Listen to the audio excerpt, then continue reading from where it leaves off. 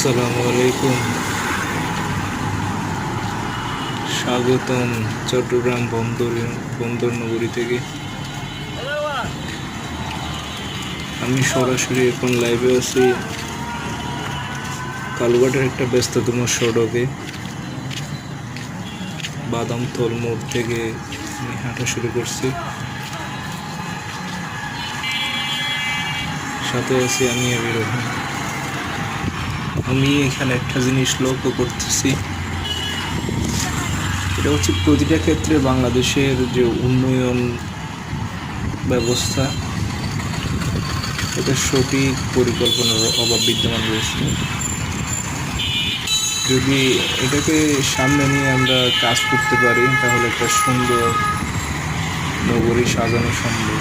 যেমন দেখতেছেন কত ধরনের